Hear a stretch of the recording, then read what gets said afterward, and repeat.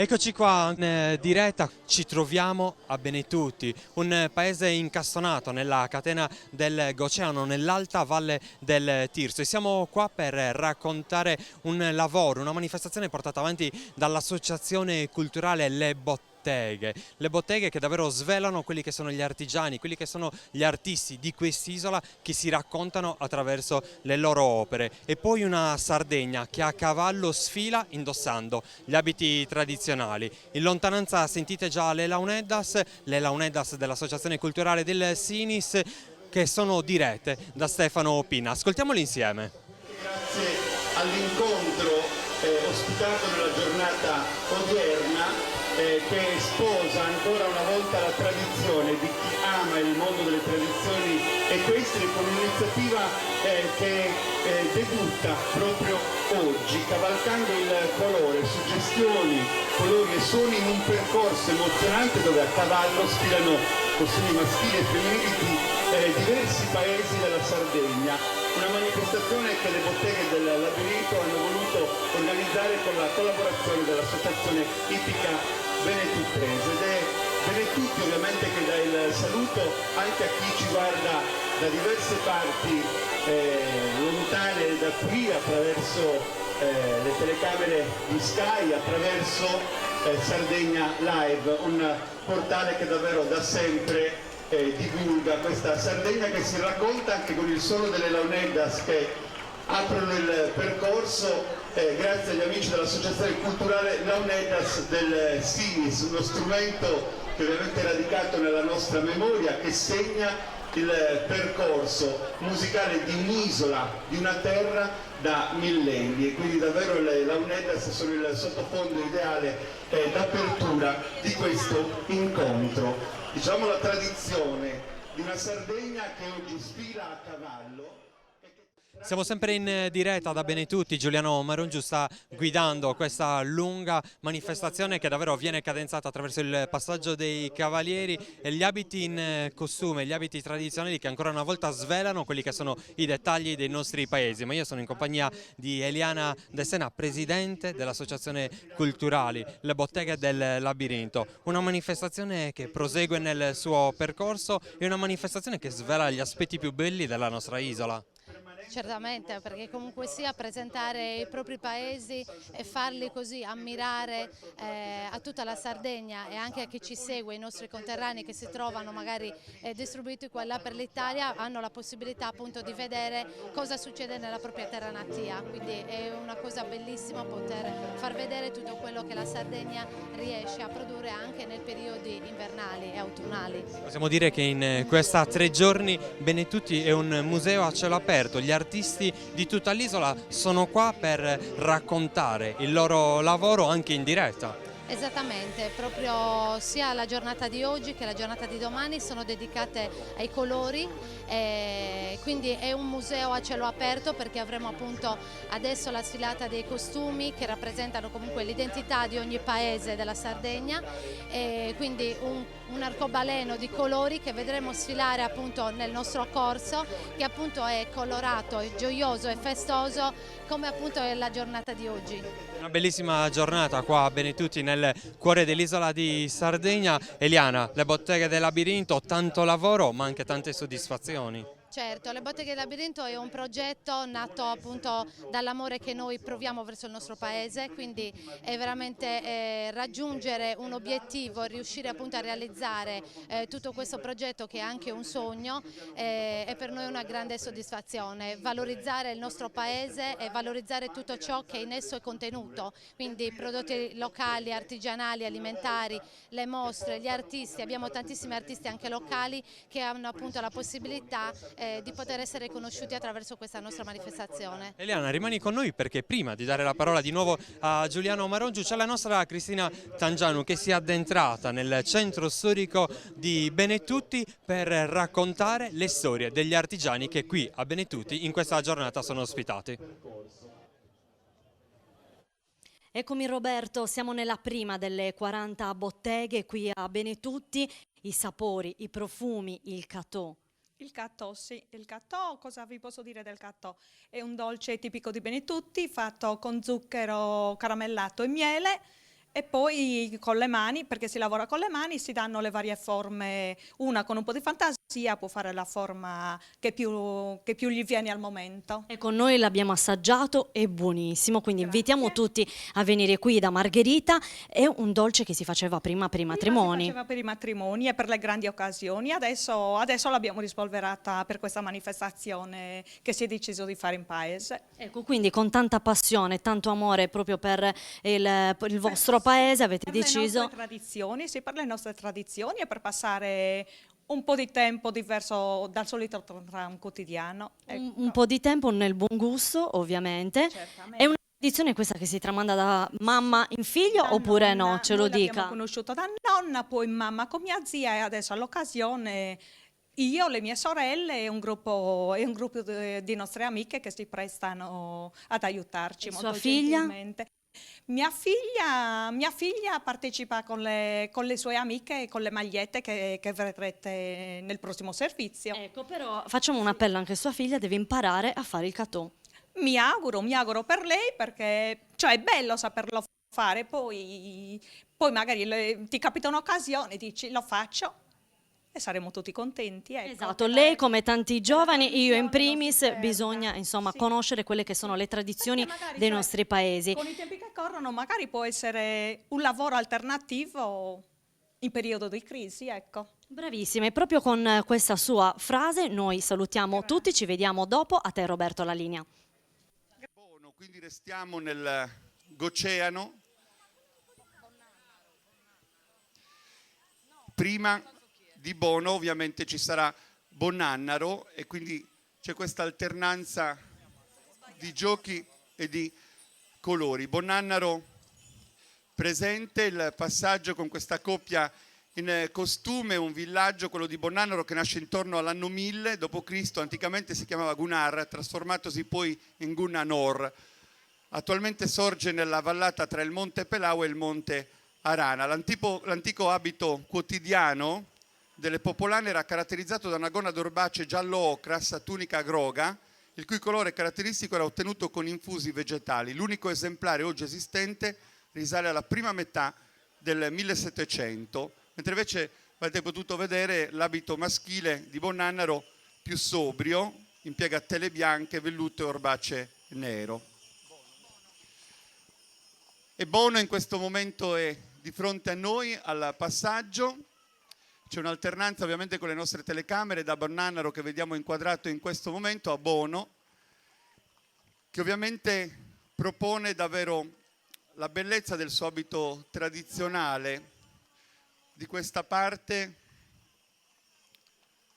del Goceano, appunto. Il Bono è il capoluogo ai piedi del Monte Rasu e conta circa 4.000 abitanti, patria anche di Giovanni Maria Angioi, davvero un luogo ricco di storia, di tradizione, di balli e di canti. Abbiamo poi salutato il passaggio di Osilo, dopo Bono, un altro centro molto importante che lega davvero la sua passione per i cavalli. L'abito tradizionale di Osilo è uno dei più apprezzati e amati dell'intera isola.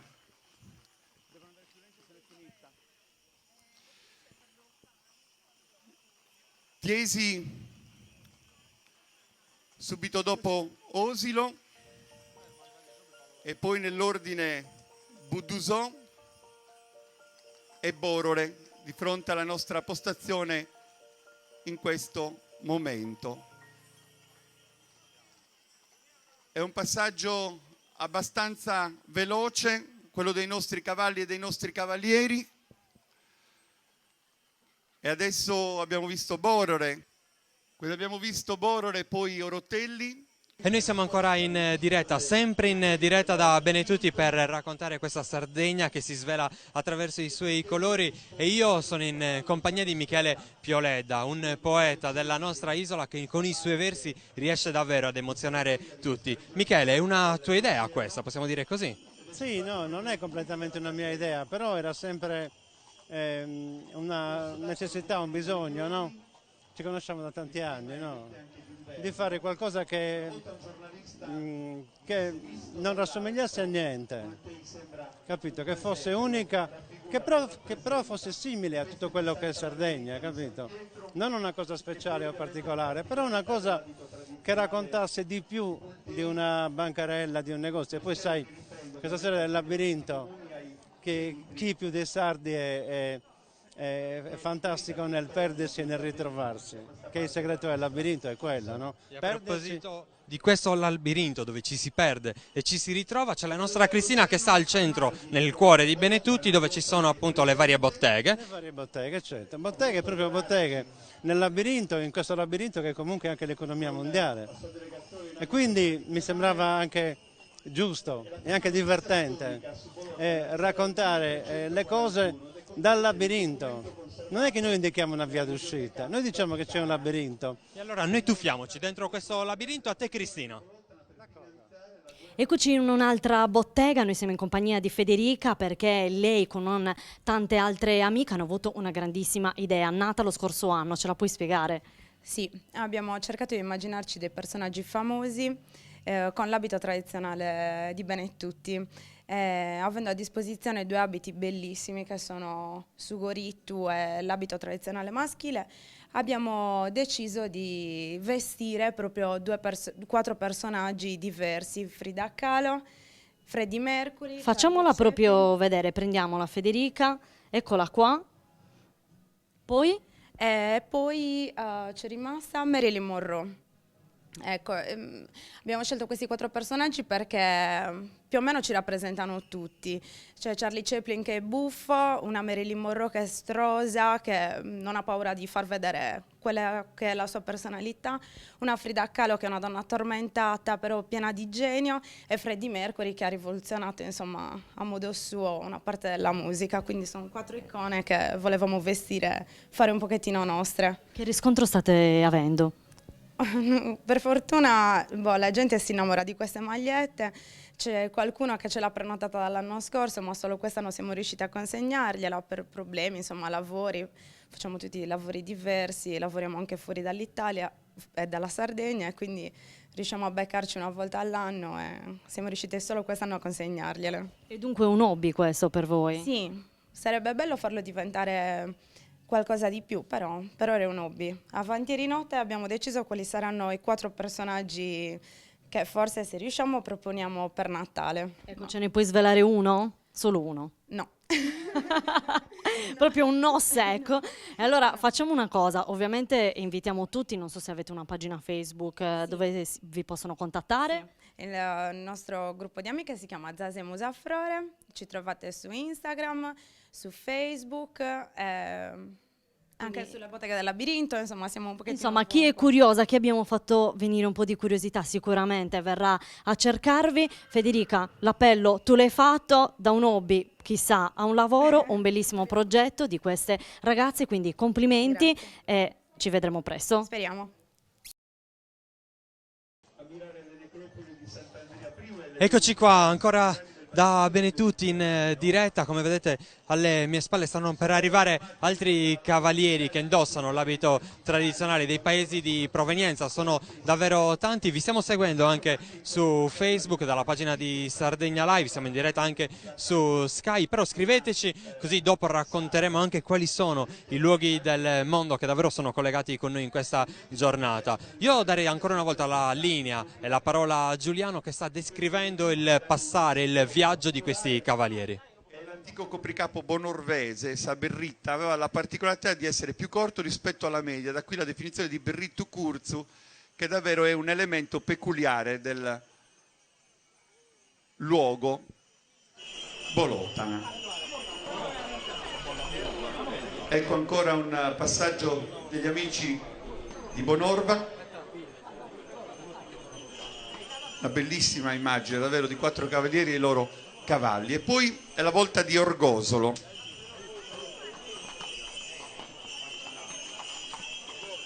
uno dei luoghi della fantasia e della memoria in cui il cuore della tradizione batte più forte. Orgosolo è arcana bellezza, oggi ci sono tantissimi visitatori, diversi turisti che, approfittando anche del prolungamento di una stagione meravigliosa dal punto di vista climatico, soggiornano ancora in Sardegna e quindi con le loro macchine fotografiche, con i loro telefonini immortalano davvero i particolari anche del vestiario tradizionale, non solo di Orgosolo in questo caso, ma degli amici che hanno passato il nostro percorso.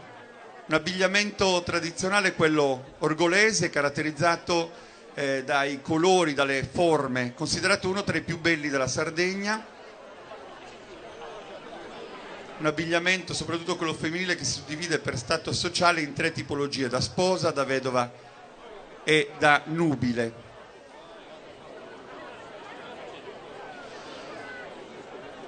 Ovviamente adesso vedete ancora inquadrato il momento che Orgosolo ha voluto portare qua a Benetutti per questa manifestazione, e tra poco riprende il passaggio dei cavalli, dei cavalieri delle Amazzoni, che animano proprio questo nostro incontro, questa manifestazione che rientra, come vi dicevo, in un evento unico che in questa giornata di fine ottobre davvero ha richiamato a Benetutti tantissima gente, davvero tanta gente che ancora una volta ha raccolto l'invito.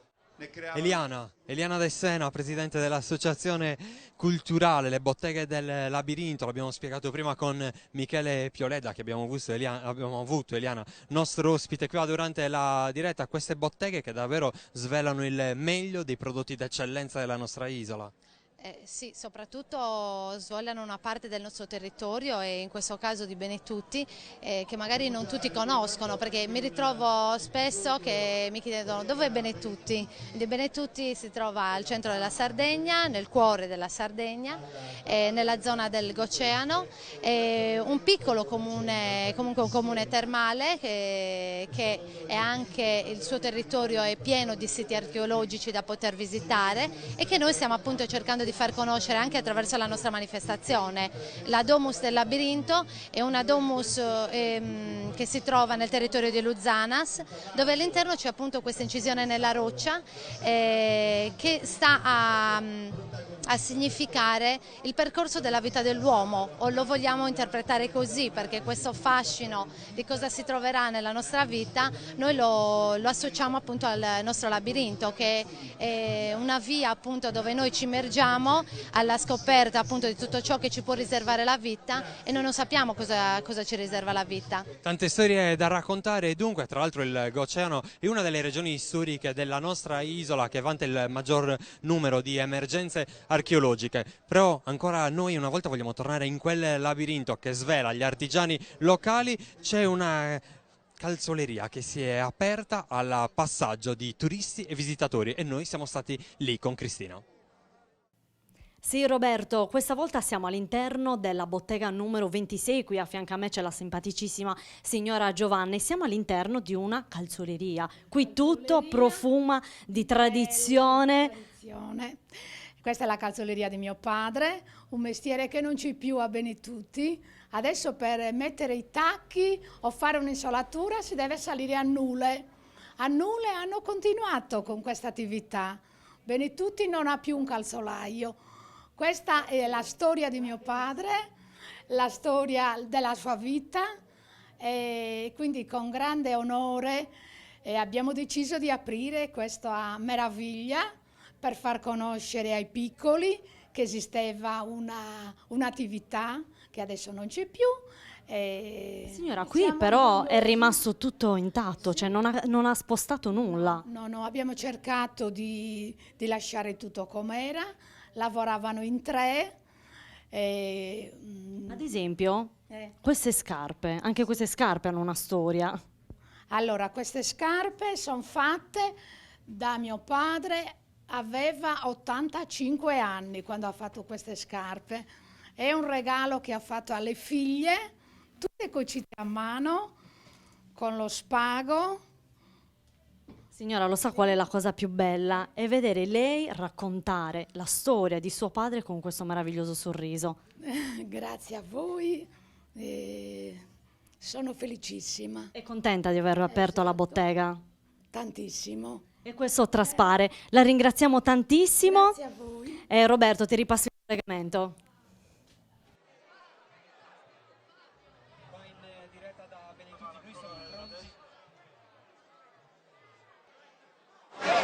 Un discorso di continuare quelle che erano le tradizioni appunto del Sinis, che sono un po' delle suonate un po' particolari rispetto a tutto poi la tradizione e il mondo delle Leonidas in Sardegna.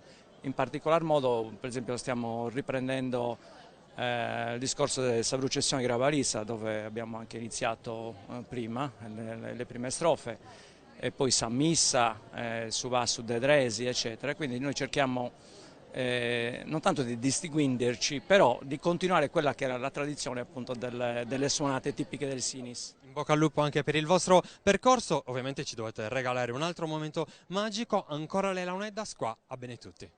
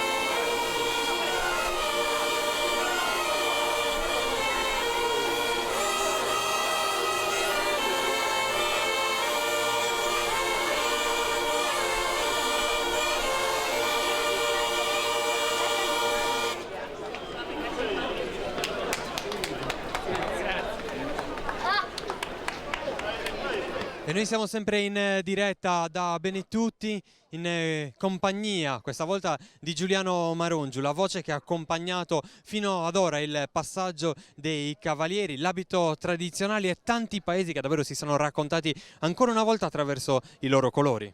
Uno su tutti davvero quello che ci ospita, Benetutti, che ancora una volta ha voluto tingere di colori questa Sardegna che si è data appuntamento, che qua si è ritrovata. Abbiamo ascoltato i suoni delle Launedas, quindi anche questa memoria che rivive in musica, e poi queste porte che si aprono per rivelare la memoria, un passato non accantonato, semmai custodito con cura, e che in questa occasione trova una nuova luce per mostrarsi. Davvero le botteghe del labirinto, con quell'incisione rinvenuta su una roccia all'interno di una Domus de Janas, in qualche modo ci invita ad attraversare questi percorsi per trovare qualcosa senza una fine, perché davvero la Sardegna non smette mai di raccontarsi, ci rivela sempre spazi inediti per essere e per continuare a raccontarsi. Le botteghe del labirinto è anche un'associazione presieduta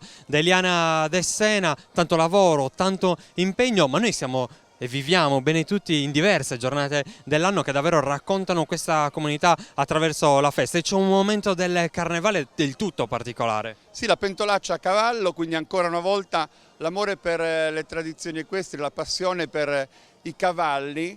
Questa strada che oggi è piena di gente, si riempie di tante persone anche in occasione del carnevale, questi cocci appesi che vengono rotti da questi cavalieri sui cavalli in corsa, che arrivano da ogni parte dell'isola con una particolarità: devono indossare l'abito del carnevale o perlomeno l'abito tradizionale. Qui davvero diventa un'altra festa dei colori che trova l'apertura all'inizio dell'anno, e che con questa manifestazione all'esordio cavalca il colore e dà davvero lustro alla Sardegna intera. Quindi tra qualche mese potremo ritrovarci qua con le telecamere anche di Sardegna Live per documentare quei passaggi che sono davvero entusiasmanti. Giuliano, aspettiamo ancora il passaggio dei cavalieri, altri abiti tradizionali, giusto? Assolutamente sì, io torno nel luogo del commento, voi continuate ad indagare e a scoprire queste cose meravigliose che giustamente oggi portate all'attenzione di tutti. Tu torna in postazione, noi andiamo a scoprire il labirinto di Benetutti ancora con la voce di Cristina. Un'eccellenza locale, Sarvisionado. Siamo in compagnia di Pino Mulas. Buonasera, benvenuto con noi, è un piacere trovarla. Benvenuti a voi, benvenuti a Benetutti, il nome è beneaugurante. Esattamente, possiamo parlare di questo vino? È uno dei vini sicuramente più antichi della Sardegna, il nome è sicuramente di origine romana, Albus Signatus, i romani segnavano di bianco le cose buone. Arvisionado, in sardo bianco si chiama arvu, bianco, quindi è uno dei vini più antichi, uno dei vini più rari. Viene coltivato in pratica soltanto nel Goceano, in particolare a Benetutti, meno di 20 ettari, frazionato in piccolissime proprietà. In più c'è la nostra vigna, la nostra società agricola, che invece è quella in questo momento che ha la superficie vitata maggiore, circa 3 ettari di Arvisionado. Più produciamo anche un vino rosso che è formato da Cannonau, Sangiovese, Cagnolari e Syrah. Invece il vino bianco è Arvisionado in purezza, che viene coltivato nella nostra vigna e vinificato nella cantina che si trova all'interno della vigna. Quindi, la sua cantina è a pochi chilometri dal paese di Benetutti. Da Benetutti, esattamente, nella direzione delle antiche terme romane. Noi ci troviamo esattamente nel Goceano, dove passa il Tirso, quindi una zona molto bella, riparata dai venti. Ricca di cultura. Ricca di cultura. Qui è passata la storia, ci sono le terme romane. A 1 chilometro dalla nostra vigna ci sono le terme romane. A 300 metri poi c'è un'altra rarità enorme.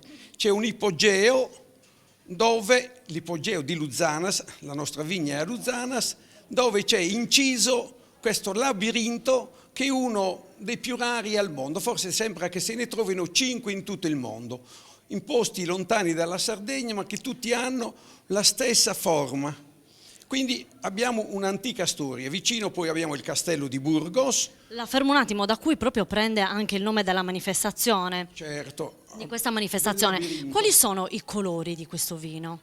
I colori di questo vino, ecco, ve li facciamo vedere, forse una bottiglia piena è meglio, se mi fate avere una bottiglia piena. Questa l'abbiamo bevuta noi, lo diciamo. L'abbiamo bevuta voi, certo. È un vino che ha il colore caratteristico giallognolo della Sardegna, di tutti i vini della Sardegna, però è molto limpido. È molto limpido.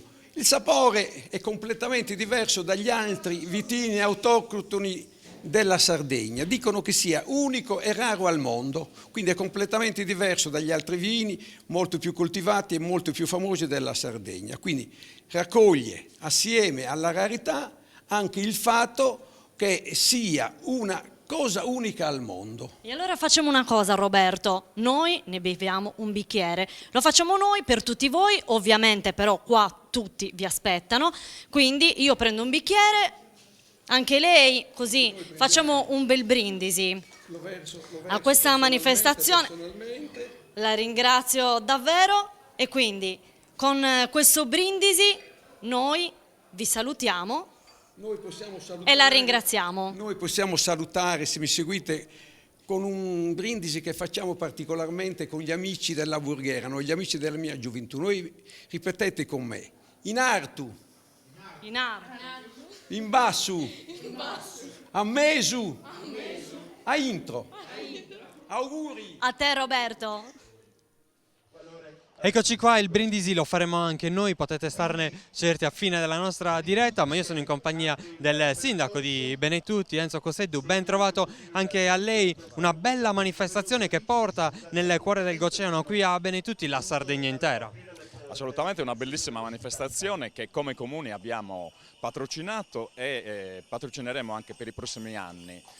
Una delle cose che l'attuale amministrazione appena insediata si vuole combattere è proprio lo spopolamento del nostro paese, un paese che purtroppo negli ultimi 30 anni ha perso un terzo della propria popolazione, passando da oltre 3.000 abitanti a poco più di 2.000.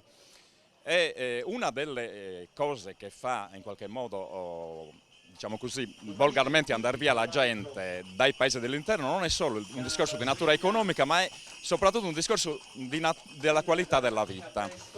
Questi paesi purtroppo sempre più piccoli offrono sempre meno servizi, quindi di conseguenza anche questo è il cosiddetto serpente che si morde la coda, per cui meno servizi, meno abitanti, meno servizi.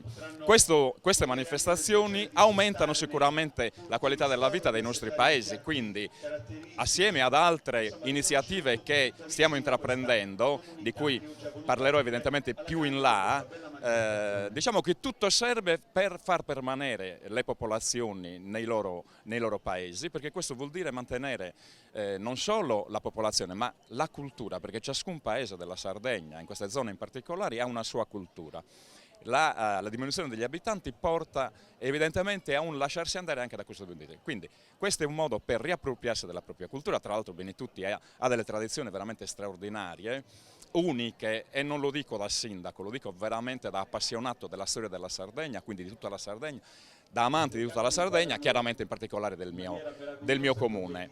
Ho avuto modo di visitare un po' tutta la Sardegna e sono anche stato lontano da Benetutti, quindi ho anche una visione, diciamo, abbastanza razionale di quelle. Posso dire che veramente Benetutti merita veramente di essere visitato, perché ci sono delle emergenze positive, chiaramente uniche. E poi ci sono le terme, sindaco, che davvero attirano tanti visitatori e turisti, soprattutto i pazienti che si vogliono far cullare e rigenerare da queste acque magiche. Assolutamente sì.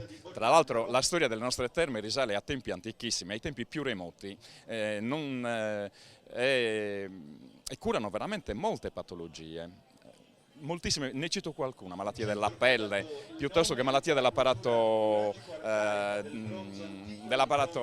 mi sono perso, anche dell'apparato respiratorio, artriti, reumatismi, addirittura anche le carie, insomma hanno veramente delle peculiarità incredibili. E quindi venite a Benetutti per godere di questo patrimonio che qua si svela. Assolutamente venite a Benetutti. Una particolarità, comunque veramente un unicum in tutto il bacino del Mediterraneo, è il cosiddetto labirinto, che dà il nome anche a questa manifestazione. È un'incisione rupestre ritrovata casualmente da un allevatore all'interno di una domus ed è un unicum nel Mediterraneo. Ci sono nel Mediterraneo ma anche nel mondo altri tipi di labirinto, però questo è veramente particolare, unico. Pare che ce ne fosse un altro sotto la Sella del Diavolo a Cagliari, che però è andato distrutto nei bombardamenti della Seconda Guerra Mondiale. Quanti passaggi di storia, dunque tutti da scoprire, ma noi torniamo con Giuliano Marongiu, sindaco, per documentare ancora questa cavalcata. Lei stia con me e li guardiamo insieme. Angioi, che fu al centro dei moti politici antifeudali alla fine del Settecento, nacque nel 1751, venne esiliato a Parigi dove morì in difesa dei valori di libertà e di uguaglianza. A Bono si può visitare la parrocchiale di San Michele, costruita tra la fine del 200 e i primi del 300, è una delle più belle chiese della diocesi di Ozieri. Il costume femminile è presente in 3 varianti, colori, rosso e viola. Il costume delle spose è utilizzato anche per le feste, e nero, che ovviamente è quello indossato dalle vedove. Il copricapo, come spesso accade per le donne del Goceano, prevede una preparazione attenta e accurata. E finalmente possiamo ammirare Osilo con più calma, con più cura, perché merita l'attenzione davvero di tutti. Prima abbiamo parlato di Sennori e della regina che indossa l'abito tradizionale di quella località. Non da meno per Osilo accadde che Maria José indossò proprio nel 1939 il costume di questa località, che sorge su una delle 3 cime del Tufudesu, e dalle sue alture si godono panorami davvero incantevoli. E nella parte più alta di Osilo svetta il castello, fortezza dei Malaspina, e dalle sue torri appunto si possono ammirare l'Asinara, la Nurra, l'Anglona, il Logudoro. Un costume davvero molto elaborato e molto particolare, quello di Osilo.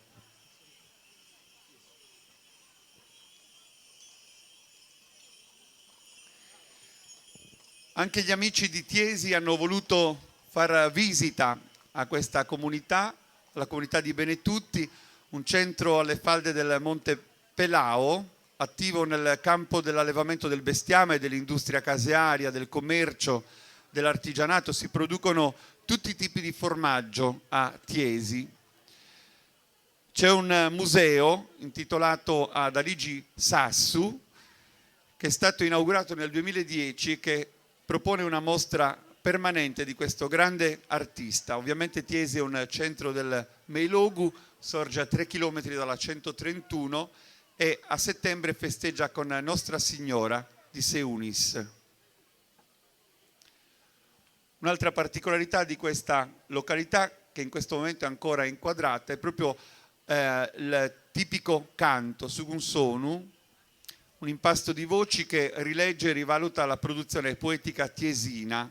Essa maestralina proprio è unico in tutta l'isola ed è il modulo di canto caratteristico di Tiesi.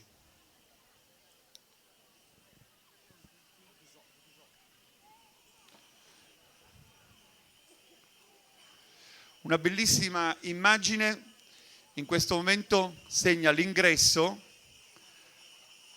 nel centro del corso di Buddusò. Nel libro di Tommaso Tuccone, Buddusò, le tradizioni popolari, si racconta di quando i pastori del paese donavano un capo ovino a chi, per cause naturali o per malattia, cadendo in disgrazia, avesse perduto tutto il bestiame con grande spirito di solidarietà, al fine di poter garantire il risollevarsi dell'infausta sorte. Questo mette in evidenza il carattere generoso degli abitanti di Buddusò, un carattere che ovviamente ancora oggi rivendica il suo valore. Qui è nato Barore Tuccone, ovviamente è noto Buddusò anche per il granito, per il sugoro negli anni si sono svolti proprio anche simposi di granito e di legno.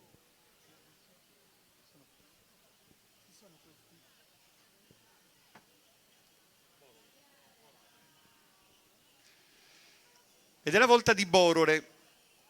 Borore prima ha portato il suo saluto, come tutti gli altri, davvero una parata iniziale che voleva essere così di presentazione. Guardate che bella questa immagine.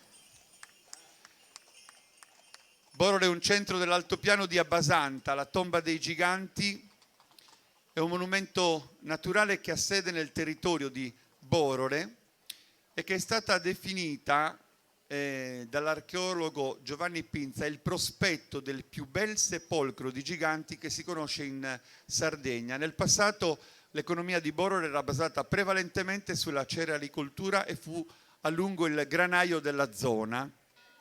E il paese ha valorizzato il proprio patrimonio culturale anche attraverso il Museo del Pane Rituale, che è di interesse regionale. Vedete questa immagine bellissima di Borore che attraversa le ali di folla che davvero si sono oggi aperte qui nel centro di Benetutti. E questo secondo passaggio ci consente di vedere un po' più da vicino e di ammirare con cura anche il passaggio di Orotelli. Ortilli è l'antica denominazione di questo centro che ha per significato terra d'oro, un centro caratteristico della nostra isola ai confini della piana di Ottana, parte della provincia di Nuoro. La parrocchiale di San Giovanni Battista è del 1139, è particolarmente bella perché ho avuto modo di ammirarla e nella piazza che la ospita c'è anche un portale di pietra che era l'ingresso dell'antico cimitero. Anche qui la coltivazione del grano nel suo territorio gli è valsa una medaglia d'oro conferita a Venezia nei primi decenni del secolo scorso. E poi di Orotelli non si può non dare una parola di rilievo al Carnevale con Sos Turpos, che sono le maschere tradizionali di questa località che ha dato i natali anche a Salvatore Cambosu, il cantore solitario, quindi l'autore di Miele Amaro. Quindi Orotelli ancora inquadrato dalle nostre telecamere, mentre invece adesso c'è un passaggio su Pattada. Pattada che guadagna l'ingresso. Altipiano panoramico, sarebbe questo il significato del nome Pattada. Un luogo, come abbiamo fatto solamente cenno prima, identificato anche con il celebre coltello, che è un prodotto artigianale finemente elaborato. E Pattada offre un primato nella fabbricazione dei coltelli grazie a Sos Frailardos, i fabbri di Pattada del comune più alto del Monte Acuto. Ovviamente non solo artigianato della coltelleria, ma anche lavorazione del legno, centro climatico per la villeggiatura estiva e poi davvero l'abito tradizionale che fa spesso presenza nelle manifestazioni di richiamo equestre, perché davvero a Pattada è fortemente radicata. Sono i piccoli paesi della nostra Sardegna che ovviamente costruiscono quello che è il percorso fortemente identitario e culturale dell'isola di Sardegna. Io sono in compagnia del sindaco di Modolo, Omar Hassan, un paese immerso nel cuore di una Sardegna che conta oggi poco più di 200 abitanti, ma sono questi i paesi che devono resistere e devono farsi forza anche attraverso questo tipo di manifestazioni. Sì, oggi è una manifestazione meravigliosa che rappresenta quello che è il cuore reale della nostra terra, l'identità che ci portiamo dietro, che chi ci ha preceduto e chi ha saputo preservare la nostra isola ha voluto anche tramandarci. Quindi è questo l'elemento caratterizzante, il punto di forza da cui partire per resistere, per andare avanti e per essere forti nel futuro. Mi piacerebbe che manifestazioni come queste venissero guardate con attenzione da parte della giunta regionale per potersi ispirare al meglio in quelle che sono le strategie che devono essere messe a punto per davvero preservare la nostra isola con i suoi piccoli comuni, nelle aree interne, nelle zone più difficili e più degradate in questo momento della nostra terra, ma soltanto per una questione di difficoltà nel lavoro, nel riuscire ad avere i servizi. E partendo da ciò che esiste si potrebbe davvero programmare con i sindaci, con le comunità, con chi ancora vive i territori, il nostro futuro, tutti assieme. Un percorso quindi deciso, un'impostazione che bisogna dare all'isola di Sardegna. Noi siamo in diretta su Sky e su Sardegna Live, Omar, e ci rendiamo conto attraverso i commenti di chi ci scrive che sono davvero tante le persone che amano la nostra isola e che forse dovrebbero avere una facilità in più nel raggiungere l'isola di Sardegna, e forse oggi questa facilità non è proprio così accessibile. In questo momento noi abbiamo un fortissimo problema di collegamento che si divide in due grosse questioni. Da una parte abbiamo il diritto alla mobilità, un vero e proprio diritto di cittadinanza dei sardi, di chi vive tutto l'anno in Sardegna, di poter essere collegato con l'Italia e con il resto del mondo. Dall'altra parte la possibilità per chi ama la nostra isola di poterla vivere, di poterla frequentare con facilità a prezzi accessibili. Abbiamo quindi un problema di comunicazioni dalla Sardegna per il resto del mondo e all'interno della Sardegna, la viabilità interna che al momento non esiste in maniera efficiente ed efficace e che quindi fa soffrire ancora di più i piccoli centri, che sarebbero poi quelli che possono dare di più dal punto di vista identitario della ricchezza originale dell'isola. Quindi anche da questo punto di vista un messaggio alla giunta regionale: state veramente attenti a quello che state facendo, ragionate con attenzione sull'importanza della viabilità interna e della comunicazione attraverso gli aeroporti, le porte della Sardegna verso il mondo. Non si sta facendo abbastanza da questo punto di vista, quello che sta accadendo ad Alghero è emblematico. Come sindaci noi ci aspettiamo o un coraggio più forte da parte della regione oppure la capacità di dire: ok, non ci riusciamo, diteci voi che cosa fare. Noi conosciamo la soluzione come sindaci, metteteci sul tavolo davanti a voi dove si discute, dove si ragiona, e noi siamo in grado di darvi le soluzioni che occorrono. Omar, dunque un percorso che appunto avete in mente, ben definito e ben dettagliato, però tu sei con noi perché adesso con noi ti addentri in quel labirinto di Benetutti ancora una volta con la voce di Cristina. Eccoci Roberto, questa volta sono in compagnia di un signore, Antonio Maria Scanu, le sue mani, la sua arte, la lavorazione del ferro. Sì. Ben trovato. Allora, Ben qui arrivata. siamo veramente coinvolti da tante sue opere. Parliamo di una che veramente mi ha colpito ed è questo, l'arredamento per un pozzo. Sì. Quanto tempo l'ha fatto? Non è quantificabile, ma da 15 a 20 giorni. Ecco, c'è un oggetto a cui lei è più legato? Ma molto legato a quel tavolino con la rosa, perché era un pensamento che ci pensavo, che è uno dei primi lavori quasi quasi che ho fatto. L'avevo fatto 18 anni fa e l'avevo portato in un'esposizione, una mostra in continente. Ecco, da quanti anni lei lavora il ferro? È una quarantina d'anni più. E adesso? Adesso continuo. Mantiene viva questa passione, questo lavoro, lo trasmette anche Speriamo, al suo figlio? Per il momento non ce n'è nemmeno uno, perché i grandi hanno studiato, stanno laureando e quindi... Hanno scelto strade diverse? Hanno scelto strade diverse. Il piccolo e nelle medie, vediamo. Ci spera? Ci spero. Noi la ringraziamo e ovviamente Roberto ti ripasso la linea. Grazie Cristina, noi siamo in diretta da Benetutti, le immagini che vedete sono curate da Media Live e quindi una regia che ci sta offrendo davvero tanti scorci per documentare le botteghe del labirinto, una manifestazione ricca di colori e di cavalieri che sfilano in sella, ovviamente indossando il loro abito tradizionale, diversi paesi di provenienza di questa Sardegna che ancora una volta si racconta attraverso gli abiti tradizionali, la sua storia, la sua cultura e un percorso fortemente identitario. Io darei ancora la linea a Giuliano Marongiu che con puntigliosa descrizione appunto ci sta accompagnando e ci sta facendo viaggiare da un paese all'altro della nostra isola.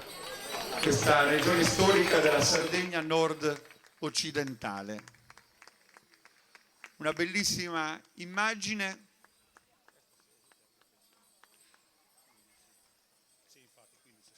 Una pariglia elegante e misurata che cammina.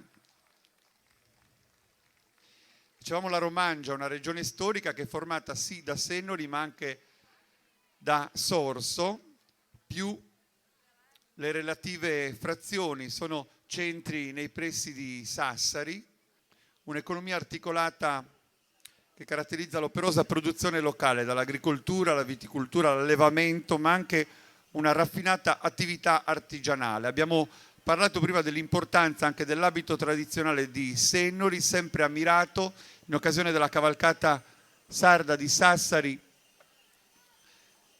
La delegazione che rappresenta questo centro è foltissima e ovviamente vengono per l'occasione mostrate tutte le parti dell'abbigliamento tradizionale e le diverse tipologie.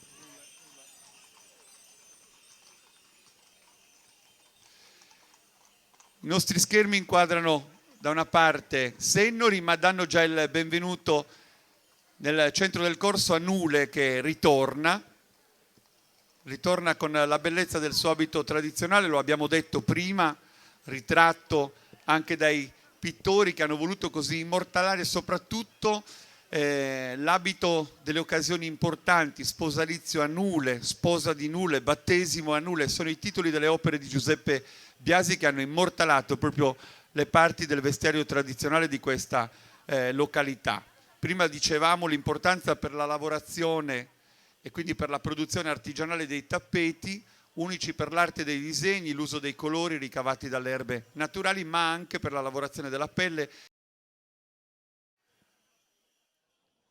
La grande festa di Benetutti in diretta su Sardegna Live, su Sky, e noi stiamo seguendo i commenti, stiamo seguendo il percorso social. Sono in compagnia di Pietro Lavena, giornalista di Sardegna Live. Come sta andando la diretta? Allora, abbiamo avuto modo innanzitutto di vivere i momenti più belli di questa manifestazione che oltre alla cavalcata si svolge nelle botteghe e nei locali del centro storico del paese. Abbiamo conosciuto tanti benetuttesi che si sono impegnati, hanno lavorato per allestire al meglio questa manifestazione. Nel frattempo abbiamo modo di vivere anche sui social questa manifestazione, in particolare da tutta Italia, non solo, anche dall'estero ci seguono su Sardegna Live. Posso leggervi alcuni commenti, c'è Pietro Tidu che ci saluta da Brescia, un saluto a tutti i sardi e grazie per la diretta, e poi abbiamo Nunzia che ci abbraccia da Tuscania, e ancora Peppe Corridori, bellissima manifestazione. E poi una battuta tipica per Benetutti, Michele Pais, tutto bene a Benetutti, si ripete una battuta appunto, e ancora Nina Umana, bellissima manifestazione, grazie a voi di Sardegna Live, grazie a tutti per la visibilità, Benetutti ci sta mettendo l'anima e questo possiamo confermarvelo anche noi.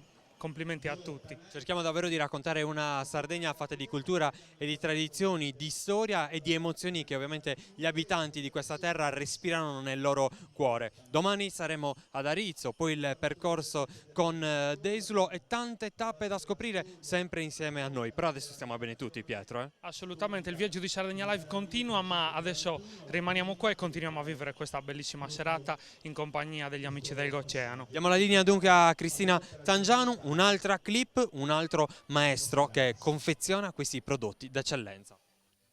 Eccoci qui nella bottega 910, sono in compagnia di Rosalia Fodde. Che bontà questa tavola, ce la puoi un po' dire che cosa abbiamo? Allora, abbiamo una serie di prodotti che noi facciamo adesso, in particolare in occasione delle festività dei Santi. Il prodotto che più rappresentativo di Benetutti è il papassino nero, che è proprio tipico nostro, però insieme a questi facciamo anche gli altri, sempre per i santi, le copulette, i papassini bianchi eccetera. Poi invece abbiamo dei dolci che già nei tempi passati si facevano in occasione di matrimoni, come le orugliette, l'aranciata, i biscotti, gli amaretti, in particolare il biscotto del vento, che è un biscotto senza farina. Quindi ha una lavorazione molto particolare, appunto perché non ha l'aggiunta di farina.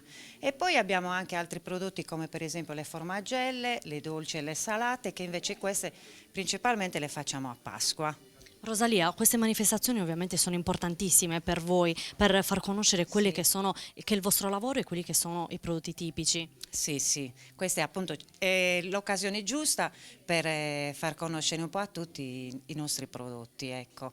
Come sta andando? Bene, dai, vediamo che la gente comunque piace, assaggia, insomma vengono a visitarci, bevono un bicchiere di vino, con l'occasione comunque ci facciamo conoscere e comprano anche i nostri prodotti.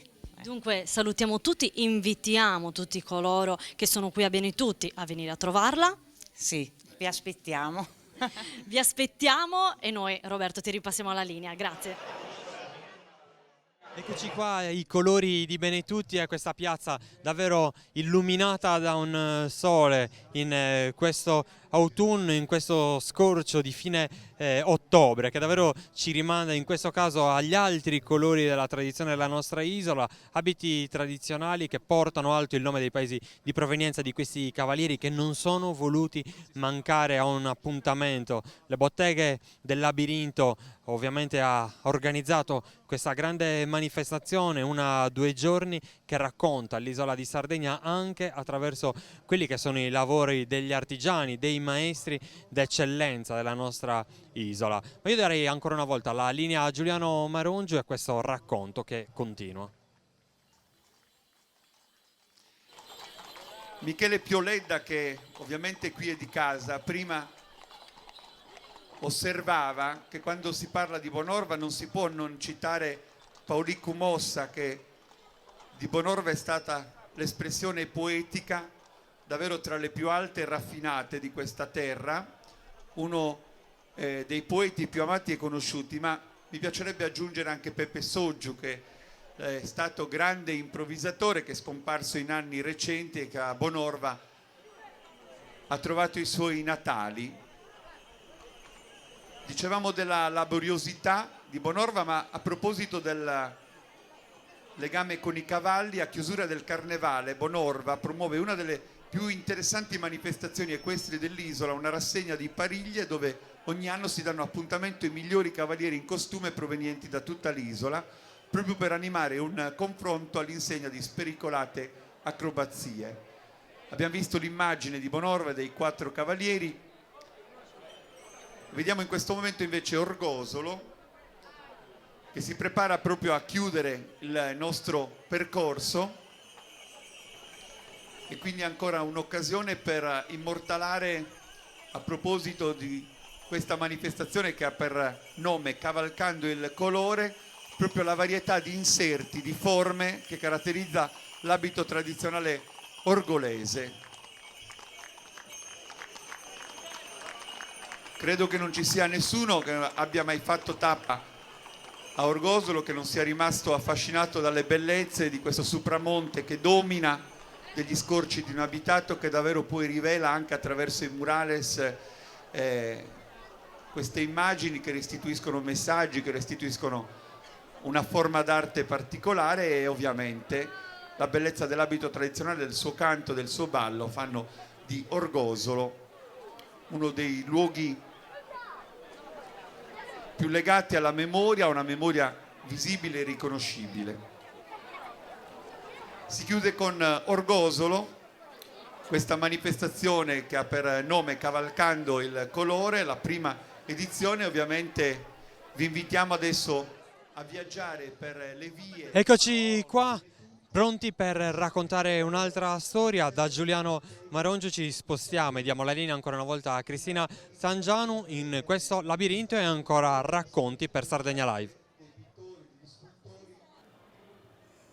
Eccoci Roberto, noi siamo questa volta all'interno della chiesa di Sant'Elena e mi trovo in compagnia di Maria Francesca Ricci. Ovviamente con te parliamo di questa bellissima mostra importante che è stata allestita proprio all'interno della chiesa parrocchiale. Sì, è una mostra che viene allestita già da 3 anni e all'interno dell'edificio della parrocchiale di Sant'Elena, che è la protettrice, la patrona di Benetutti. Sant'Elena Imperatrice, che è la moglie di Costanzo Cloro, la mamma di Costantino, e questa chiesa custodisce l'importante retablo a lei dedicato, il retablo del 1500, e racconta la storia partendo dalla crocifissione di Cristo fino al ritrovamento della vera croce. Però 2 notizie sull'edificio, che è un edificio quattrocentesco, di primo impianto quattrocentesco, che conserva ancora 3 cappelle di questo periodo e si denota dalla trachite, che è il materiale d'uso, e dal tipo di sagomatura delle pietre che erano in uso appunto nel 400.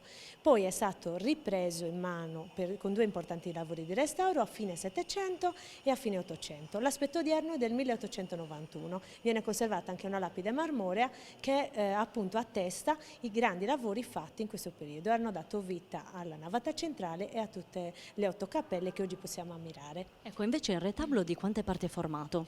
Allora, al giorno d'oggi abbiamo solo 4 tavole del retablo. Inizialmente era composto da 9 tavole perché ci sono le notizie fino a fine 800, i grandi viaggiatori di Sardegna che hanno riportato proprio il fatto di aver visto 9 tavole del retablo smembrato di Sant'Elena. Smembrato perché inizialmente invece si trovava nel presbiterio, nell'altare maggiore, e incorniciava una statua di busto, si dice nelle visite pastorali, della Vergine, della Pietà, di una Pietà seicentesca che si trovava al centro. Il retablo era formato da 9 tavole, 3 sotto, 2 ai lati del simulacro, 3 sopra e una che era la crocifissione che possiamo qua vedere. Che qui alle nostre spalle. E che si trovava nella parte più alta. Quindi in ordine possiamo vedere appunto la crocifissione, poi l'invenzione della vera croce, che è questa, poi la prova della vera croce su un ammalato e la Sant'Elena in trono. Queste tavole ci raccontano appunto come Sant'Elena nel 380 sia andata in Terra Santa, abbia ritrovato la croce, abbia scoperto qual era quella di Cristo e sia raffigurata da sempre a livello iconografico con i segni della passione, la croce e i chiodi. Poi un piccolo accenno sul maestro di Ozieri, che era appunto uno dei maestri del Cinquecento. La sua produzione è attestata intorno al primo cinquantennio del 1500. È un pittore molto misterioso perché la sua produzione è soprattutto nel centro Sardegna, è risente dell'influenza del Rinascimento italiano, conosceva benissimo l'arte spagnola, l'arte d'Alte ed Oltralpe, soprattutto era influenzato dai pittori fiamminghi e tedeschi come ad esempio Scorel e Dürer. Maria Francesca, noi ti ringraziamo, grazie davvero, e Roberto ti ripasso la linea.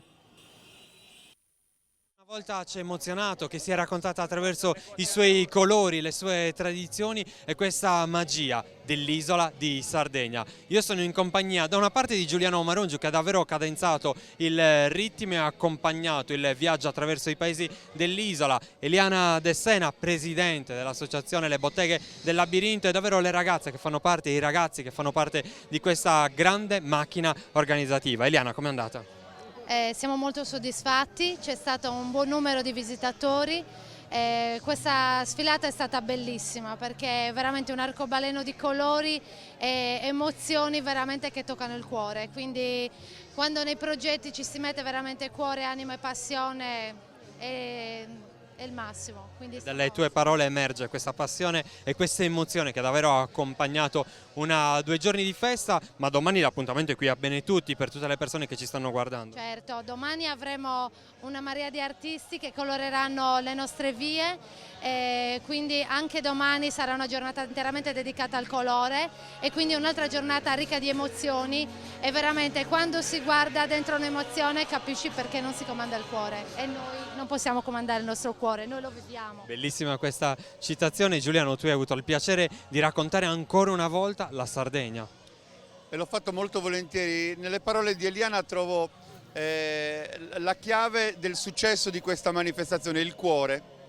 Il cuore è la dimora delle passioni, della volontà, della capacità di mettere in sinergia tutto quello che qua si è voluto organizzare per rendere ancora una volta accogliente un luogo che è noto per la sua ospitalità, e quindi queste manifestazioni ulteriormente lo confermano, questo valore assoluto, e la tanta gente che qua è venuta oggi ha voluto dimostrare davvero che l'invito è stato recepito, ma anche il piacere di poter contare su un risultato che loro tutti insieme, e non sono tantissimi, ma con l'aiuto di tutti hanno saputo davvero poi mandare a segno nel loro obiettivo. Grazie a Giuliano Marongiu, grazie soprattutto all'Associazione Culturale Le Botteghe del Labirinto, si sono rimboccati le maniche e hanno portato a casa un risultato importante. Grazie a Cristina Tangianu che ci ha guidato attraverso quelli che sono i segreti degli artigiani e dei maestri d'eccellenza della nostra isola. Media Live, la regia